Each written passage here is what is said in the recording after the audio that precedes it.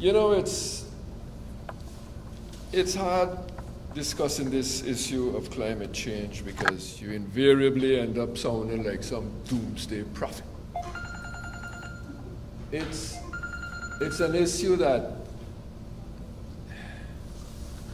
is so scary that one can easily slip into negativity. And I've often found myself in that zone. I remember clearly going to London once to attend a climate change conference that was sponsored by the Commonwealth Parliamentary Association. And we had a wonderful presentation by Sir David Carty, the chief British scientist. And he said to us, that was a while back now, 10 years ago, he said to us, all of you over the age of 50, put up your hands. I put up my hand, I was over the age of 50. He said, well, you don't have anything to worry about because you'll be in a hole somewhere. Now everybody laughed, but when you thought about what that really meant, then, you know, it was a wake-up call. I've always been on this issue. And when I was invited by Phyllis to present at the country conference,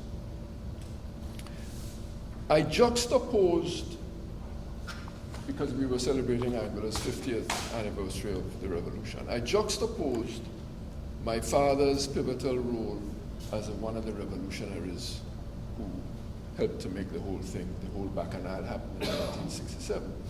And the concerns he and all the revolutionaries of that era, Mr. Webster and all the rest of them, had to bring a small 35 square mile island that had been so horribly neglected for all its history, and who had proud people in it who understood their past and understood their history and wanted change. And he looked at that change like they all did in terms of economic and social development. And I juxtaposed his role with a picture of my 1-year-old granddaughter. I don't know how many of you are grandparents here, but if you have a grandchild, when and if, changes your life. And I made the statement at the conference that grandchildren are God's reward for you not killing your children. It's true.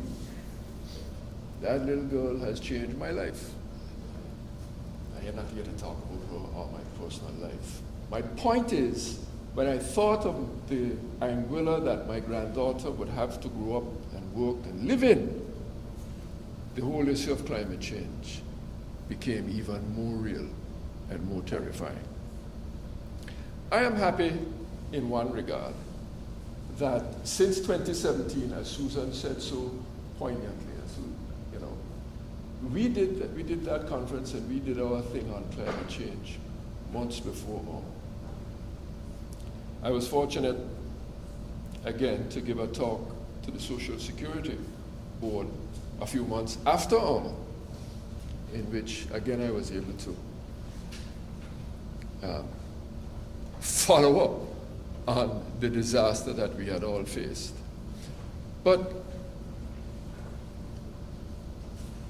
the point, the things that are positive about all of this, and it's hard to find positive stuff, is that a lot of the world and a lot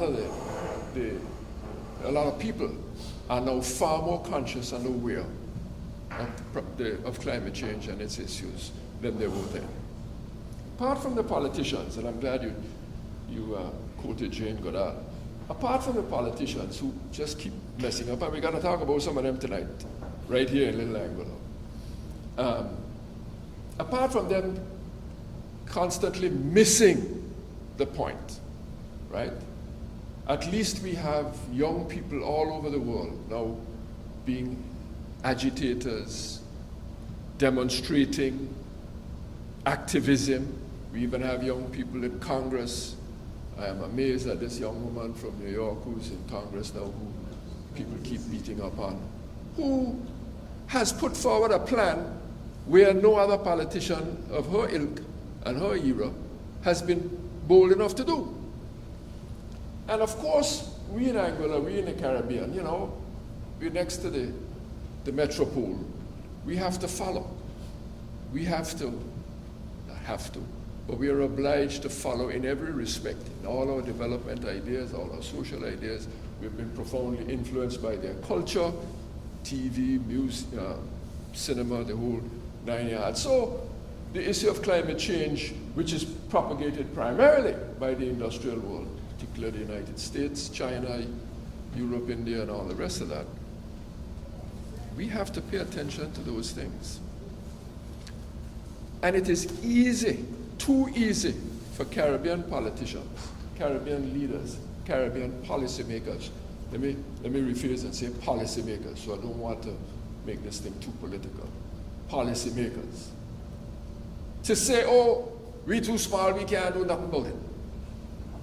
The truth of the matter is, in a way, they are right. All tropical islands across the entire planet, all the Caribbean islands, all the Pacific, the Maldives, you name it, all tropical islands contribute less than 1% of greenhouse gases to the atmosphere. So if you had the time to waste, and if you were a brilliant mathematician, go try and figure out Anguilla's contribution to that. All right? I don't know how many point zeros you're going to get in that. I know maths guys, so I would know. So the truth of the matter is our contribution is infinitesimal. But as Gro Brundtland, the former Prime Minister of Norway, said in her famous book that partly triggered this whole movement, Our Common Future, she made a very profound mantra that became a mantra for the environmental movement. Think globally, act locally. Think globally, act locally. There's a profound truth in that we are all citizens of the same planet. And climate change and its effects have no regard for customs and immigration or for constitutional niceties. What's going to happen across the planet is going to happen to everybody. And particularly now, when you look at the IPCC, the International Intergovernmental Panel on Climate Change scientists, and all the work that they have done, they have said over and under, that the first to feel the negative effects of this phenomenon are small, tropical islands.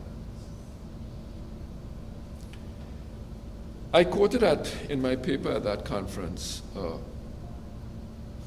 a statement from the prestigious Nature magazine, which said clearly, and it's a scientific paper, I only picked out a few sentences of a very detailed scientific analysis, that said the tropics, because of the little variation, the very small variation we have in our ecology, because we don't have seasons, right? We have one season, unless you want to differentiate it by ground sea season and hurricane season. But we don't have any seasons compared to the temperate zones, right? Because of that, the ecological range in our area is very tiny. Therefore, whenever there is a change, the impact is far more profound. And in that magazine, in Nature said very clearly that the negative effects on the tropics would begin, get this, in 2020. That's next year. Even if they are wrong, and I go down on my knees and pray every night that they are, it's 2030. My granddaughter is still in a deep hole. And of course, when I talk about my granddaughter, every Anguillian has children and will have grandchildren. So it's all of us. So, come back to the point. It's easy for policymakers to say, we can't do nothing about that. That's India, that's policy changes in big developing countries, that's President Trump with his ignorance vis-a-vis the Paris Climate Accord, all the international treaties that so many people have done so much work on to try and wrestle with this issue. Ain't nothing we can do. Furthermore, we got 25% or 35%, people in the Ministry of Finance might correct me on this, duty on imported vehicles, let's keep importing cars.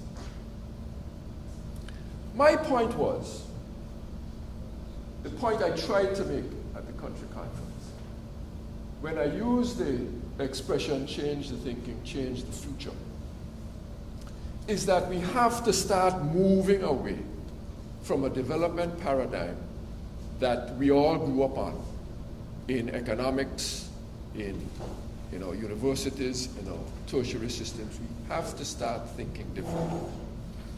And I made some, because we don't have all night and we have a discussion, I made some prescriptions that I thought were, in my view, worthy of some debate. The biggest thing for me is for Anguilla to have a conversation about this. And that so far has been a failure. The conversation needs to revolve around what we can do as a small people to change how we operate. Because every little bit counts. And if you're going to reduce greenhouse gases, every little bit counts. So I started with a series of what-if questions. And the first one was, what if we began to rethink our institutional and developmental methodologies around the ethic of conservation and sustainability, and away from a pursuit of market-driven supply and demand paradigms? What if we started thinking of different institutions that dealt with how the whole economy had to change to adapt to the negative effects of climate change? What if we reconstituted the Ministry of the Environment into the Ministry of Sustainability? What if we changed how we thought about things?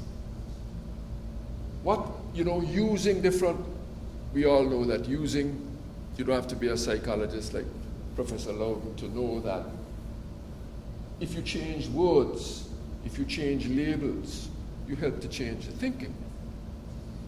What if we developed a Ministry of Sustainability that included agriculture, fisheries, environment, disaster preparedness, etc., working in close association with, and this is going to sound hard, institutions like ANGLIC and the Water Authority, all focused on an overarching goal of drastically reducing our dependency on the essential life-supporting imports of food and energy. So in our system now, water is here, ANGLIC is there, we have the Department of the Environment, which may be different from the Department of Agriculture, Fisheries. We all got our little principalities. And don't argue with me, I've been in government too. I've been Speaker of the House. And once I got my little hole, don't mess with me. Right? I am in charge of this, you stay away. That is the kind of thinking that has to change. ANGLIC was established as a result of the Anguilla Revolution, when one of the key things that we were bawling and complaining about was the fact that we had no electricity. And we've developed a utility that has provided, in large measure, a very efficient service over the years in providing an essential service of energy. But when you start to think about it in terms of climate change, ANGLIC is by far the greatest emitter of greenhouse gases. You drive up the Long Path Road, you look at the stack of ANGLIC, ANGLIC is belching fumes from diesel. Now, this is not a criticism of ANGLIC.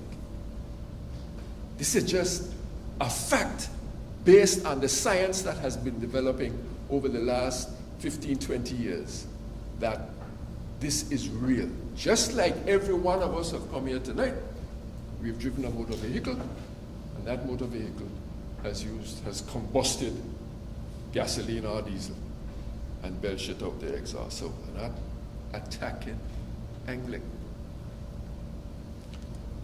But you have to look at ANGLIC now not only as an institution that is contributing to the problem, but an institution that can in itself be transformative in a major way because of what we now know about renewable energy.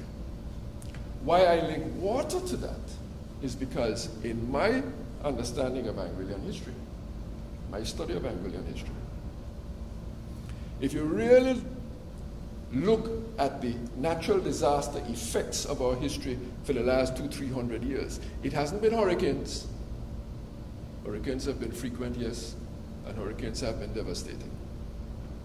It hasn't been tsunamis, and I understand the Department of Disaster Preparedness warning us about that. Yes, that is a real possible threat. You got Kickham Jenny on south of us. You got the Azores with a landslip to the east of us. Things like that. Yep, I get it. I get it. We don't have snowstorms. We don't have blizzards. We don't have anything like that. But what we have had and has impacted us over and over again is drought. It is drought that created the demise of the plantation system in Angola. A good thing and a bad thing. Certainly it was good in terms of our social development as a people. Bad thing in that Angola was destitutely poor for nearly most of its history. Now you have technologies, reverse osmosis, a technology that uses electricity, and a technology that can create really good water. The government of Angola, the Water Authority, has over the last few years done a great job in terms of feeding the island again efficiently with water. But at what cost? A lot of that cost, and a lot of the Water Authority people will tell you that perhaps their biggest single bill is electricity. Why are we not thinking that if we massively invested in renewable energy for the sake only, and of course it's not just only, but just focus now on water. If we just focused on water development, what would that do to the cost of water? Not just for me and you and for household use, but for agriculture. I listened to a very profound series of meetings a couple of years ago done by the Health Authority on chronic diseases. And the professionals were unanimous in saying that the food we eat is part of the problem. And the need for backyard gardening. Well, everybody knows that in Angola, the biggest problem you got in backyard gardening is water. Simple. A lot of people in Angola would love to do a lot more gardening. But can you get the water? And even if you can you afford it? The proposal that was made in my paper, and certainly I've just reiterated it in the paper I was preaching this for years, is if we did a water supply that was based on renewable energy where the cost could fall significantly, and we still, but we structured the tariff so that people like me with a business that doesn't use a lot of water, or householders, would pay a fair amount. You know, I don't know what rate, but you'd pay for it. But anybody who was doing any kind of serious gardening or agriculture or horticulture could get their water practically free. So that those of us who use water to wash the car, you know, or water the grass, God forbid, you know, would actually be subsidizing the farmer who is helping us stay away from chronic diseases. That's the kind of change that I thought we should be thinking about. Then I went on to say, what if we recognize that the pace of disruptive technologies will mean, and this is where I get a little controversial and I get a little unpopular here, but I mean it. The disruptive technologies that are taking place all over the planet now will mean the demise of Anglican in its present form. The disappearance of a utility unless it comes to grip with developing a new business model. I've been saying this now for years. Some people believe I'm bashing Anglic. I'm not. I believe Anglic is one of the most important institutions on the island. But the fact of the matter is technologies are growing like crazy with powerful, very powerful people across the planet. Bill Gates is one example, who are pumping in millions into how we can find new technologies to create energy that is not dependent on fossil fuels. Billions. Warren Buffett has now joined the gang. Germany and Tesla in deadly competition for batteries. The batteries that can store power and that can run a home easily for 48 to 72 hours. They're not there yet, but at the last green conference that I attended in Aruba 4 years ago, one of the senior technologists from Germany who spoke at that conference said that the breakthrough in battery technology was 7 years away. That means 3 years from now. What that means is the same way before we had solar water heaters. If you had a little hot water heater outside your house that you plugged into electricity to get warm water. Well, sooner or later, you are going to be able to have a battery outside your house that's charged by a couple solar panels on the roof that charge the battery all day long. The battery runs all day and all night, feeding whatever electric utilities you have in your home. Now, in a little place like Angola where we don't have big industries that consume large amounts of electricity, if that begins to happen, let me tell you, the Anguillan culture, I've always said it like mullets. You ever seen a school of mullets? Watch a school of mullets when you go to Island Harbor on the end of the jet. You see all the fish like this, and as soon as you see the first fella do so, everybody do so. We like to follow each other. And if you have a situation where somebody beats the energy system, and listen, I am now independent, off the grid, I got everything covered, watch out. The government is going to have an issue because people are going to start unplugging from Anglic, and you're going to have a problem of economies of scale. And I am no economist. But you are going to have problems of economies of scale that are going to damage a very important institution. And that is why I've always said the leader in this should always have been and should always be Anglic. But that's another topic. What if we recognize the Ministry of Finance, Ministry of Sustainability, along with key private sector stakeholders, set up dedicated public-private finance board focused solely on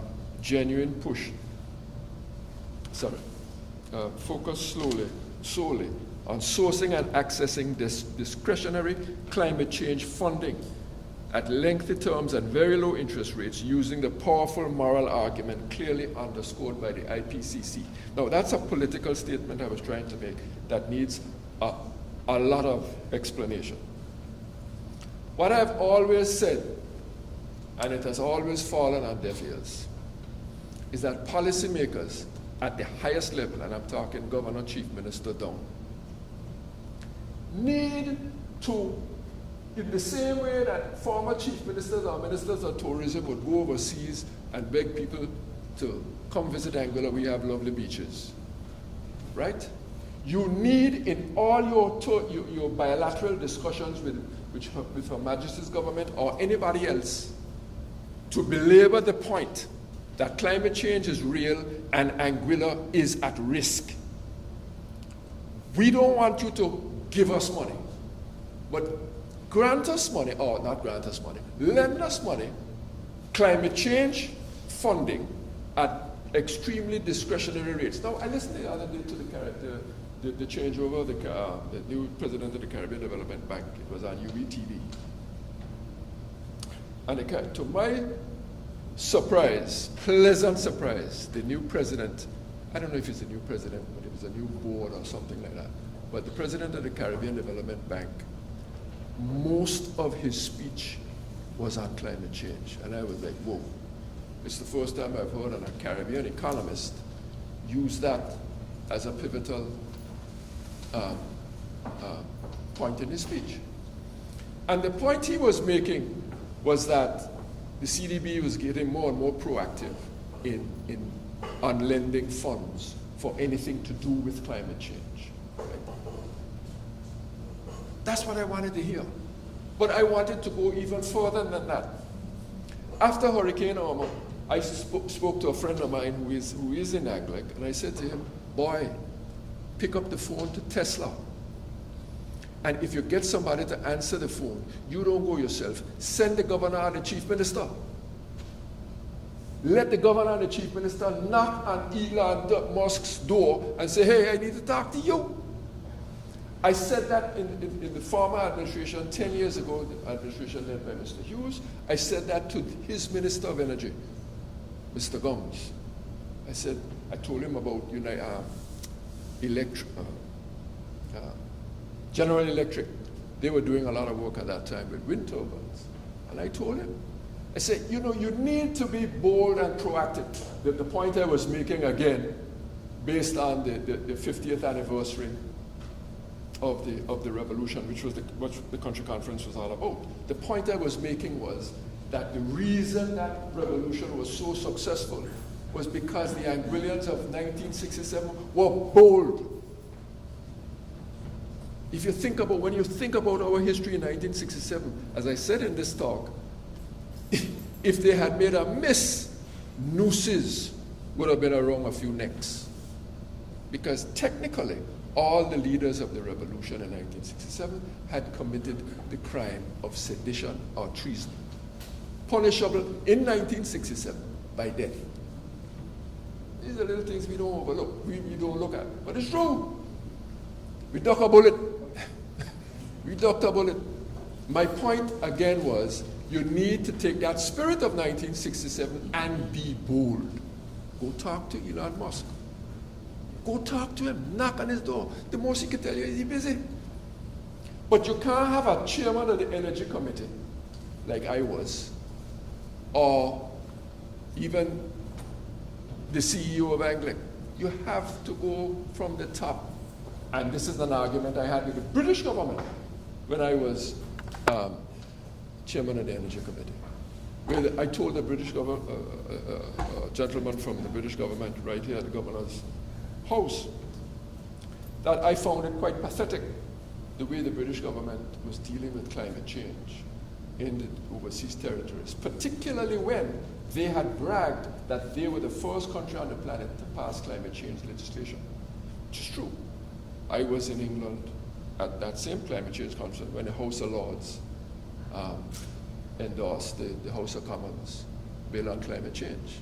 I was very impressed because the same night the House of Lords passed the bill, Hansard, I was Speaker of the House, of our House then, Speaker of the House, Hansard, which is the record of all deliberations of our parliaments, had it printed the same night. I came away the same night with a copy of Hansard's debate in the House of Commons on climate change. So my point with the British government was, you say you're taking the lead on this, and what are you really doing in the overseas territories to make fundamental change? But this is not so much about them, it's about us as Anguillians. How can we start our thinking in little ways? Then I challenged the community college and the university to join together, to affiliate themselves regionally, internationally for rolling seminars. I have to give Phyllis some credit here because she brought Dr. what's her name, Phyllis? From Barbados, Mr. Colimo, who gave a very, very good presentation on this whole issue. But tertiary institutions need to keep rolling seminars on this. And one of the things here that I spoke to the Anglic board, the present Anglic board, 2 years ago.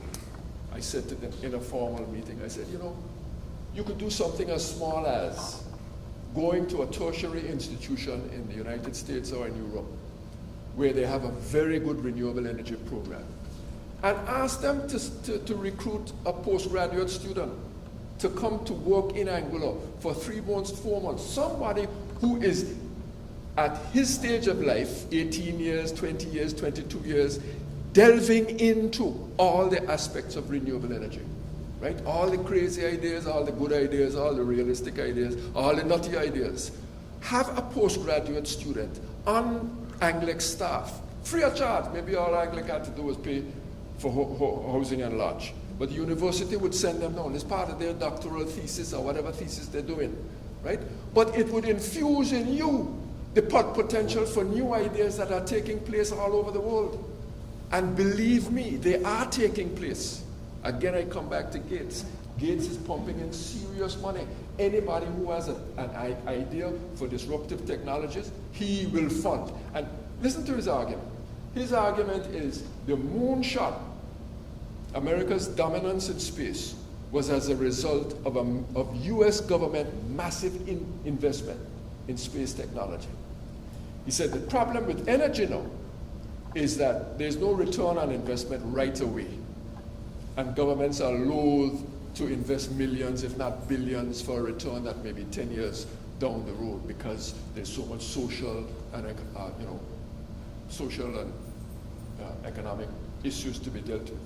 That is where he thought the private sector should step in. So he is prepared to put his billions into many ideas, most of which won't work, in the hope that 1, 2, 3, 4 catch. Economies of scale. Things change. 10 years down the road, boom, the rollover begins. Now, I pray for Mr. Gates. You know, just like I pray for the Australian chemist who was on the news here the other night who figured, and I think he's real. It's not a blab that he found a way of converting carbon dioxide back into oxygen without using electricity, without using huge technologies. It's of course it's a small scale scientific improvement, but it certainly it hit the BBC because of its potential to reverse this threat.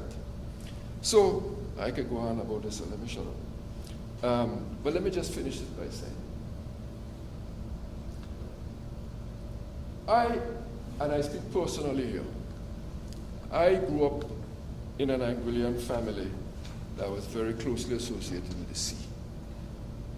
My grandfather was a shipwright, and all my forebears, every one of them, with the exception of my own father, were seamen or shipwrights.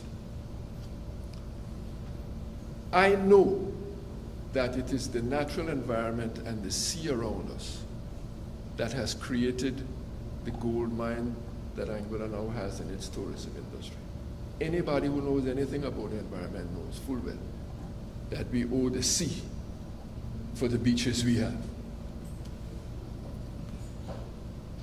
But if the West Antarctic Glacier melts, if the Greenland glaciers melt, and if the last article I read last night is true, that sea level rise could be as much as 4 feet by the turn of this century. Where is Mondas Bay? Where is Mates Bay? Where is Sandy Ground? What the hell you gonna do? That's how serious it is. Because our economic success is as a result of the ocean. And I'm so proud of the fishermen who did the little video. Aristo and the boys, I don't know, Farah, you did that? Something, who did that? Fisheries had a little workshop and a little thing. All right? That's raising awareness in the right way.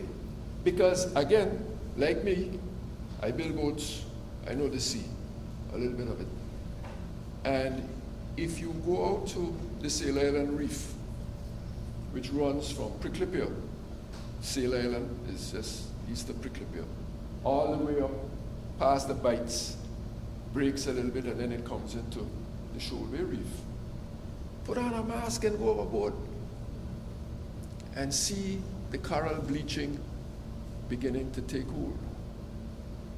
That's warming, and that's the ocean struggling to breathe in as much carbon dioxide as we can produce, because the ocean has been the vacuum that we've depended on for millennia to keep carbon dioxide. The ocean is a sink, just like the Amazon basin is acidic. It absorbs carbon dioxide, but if it absorbs too much, it becomes acidic. And if the ocean just rises by a little bit of acidity and warmth, corals die. When I was parliamentary secretary, I gave a speech on reef development in Island Harbour, and I had a very educated, a lady who worked with me as my executive assistant from Island Harbour, a lady who believes in education. She did really well by her children. She pushed her children hard, and she herself was good, but she pushed her children to be really well-educated Anglians. And she typed up my speech because my handwriting is so bad I can't even read it myself. So, and when she came to me after, she said, Mr. Carty, I didn't know that this was what made a reef. I thought a reef was a bunch of rocks. That's awareness, lack of awareness, right? She wasn't a fool. She's a bright, educated Anglian. But if you're not aware, then you're not aware. You don't know what you don't know. And the fact of the matter is, corals are animals. And the coral that grows in the Sail Island Reef breaks the ground sea.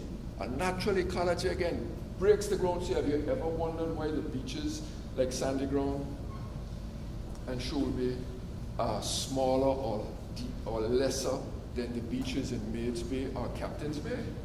If you look at the map of Anguilla, you will see that the Sail Island Reef protects a certain portion of our northern coastline, unlike Captain's Bay or Maids Bay, where the ground sea is now coming with full force. All of these little things add up to the beauty of Little Bay. And you want to see something at Little Bay? Do this too. Just before Christmas, I went to Mr. Petty's museum. We were working on a project together. And I saw a photograph he had of Little Bay with fishermen hauling a seine. And he didn't see what I see, but I saw, because I guess he's looking at that picture every day when he manages his museum. But what I saw was a Little Bay that was becoming littler. For those of you who have gray hairs like me, who know Little Bay was always always one beach with a break in the middle, where a scree of rock would come down in the middle. And there was always a nice little beach on this side, and the beach would go around to the north side. So there was a wider one on the south and a smaller one on the north. But Little Bay, unlike Maids Bay and Shoal Bay and the other bays, don't have currents or wave action. It's not a dynamic beach, because it is so enclosed, it's static, doesn't move. You want to see a beach moving? You go at Maids Bay. You want to see a beach really moving, you have to go to Great Bay Dog Island, where a beach can move as much as 50 to 60 feet in one season, in and out, with the currents and the waves. Little Bay is stuck because of the geography in which it sits. When I saw the picture of Mr. Petty's museum, just 2 weeks before I was at Little Bay is now 2 beaches. The sea level has come up, and the rock that comes down in the middle has now divided the beach. The North Beach is primarily pebbles, and the South Beach is a much smaller spit of sand. And Little Bay is perhaps one of the most iconic tourism places in Anguilla. Everybody who goes on a boat ride in Anguilla ends up at some point in time in Little Bay, jumping off the rock. This is what worries me. And my concern is, for a self-respecting people, we are not having a conversation of any level about this issue. I also went further to say that what if our spiritual leaders gave more emphasis to our shared responsibility to God's creation, developing the teaching, the earth is the Lord's and the fullness thereof, as a scripture, right? Yeah, we all go to church, we're big Christians, yeah? Well, If the earth is the Lord's and the fullness thereof, what does that mean to you? What does the fullness mean? Right? It means to me, conservation. You got to take care of it. You got to do something that takes care of it. If you're not a sea person, plant a tree. I don't need to go there. And lastly, the point I made at the conference was and come back to the political leadership. We need to confront the British government on this issue. The same way we confronted the British government in 1967 and particularly in 1969, there is need for a comprehensive, well-structured argument. Now, I know with Brexit, maybe this is a waste of time right now, but you see my point. There needs to be policymakers, whether it's this government or the next government, whatever it is, policymakers need to understand that this issue is going to affect us, and it's going to affect us hard. At a recent talk that my friend Marcel, Professor Loudon, Stanley were at the community college on reparations, I went on attack. In my view, reparations includes helping us to deal with climate change. I can make the case that transatlantic slavery helped trigger the Industrial Revolution in the United Kingdom in 1750. And the Industrial Revolution is what caused the greenhouse problem we have today. What triggered it? So if you want to talk about reparations, I could link reparations to climate change. So my simple point is, can we have a better conversation about this? My ideas may be black and white, some of them may be crazy, some of them may be extreme, but I like the Dickens effect. To get a little stupid, maybe people listen to you a little bit more, and not be nicely academic and methodical in everything you say. But I really do believe that for those of us, and all of us, we have children, we love our children, we love this little rock that is perhaps the freest country on God's green earth. And I think we owe it to ourselves to recognize that so much of the world is beginning to wake up on this issue, that this thing is serious, and young people in particular need not have to pay a hefty bill for our stupidity. I'm sorry I took so long. Thank you very much.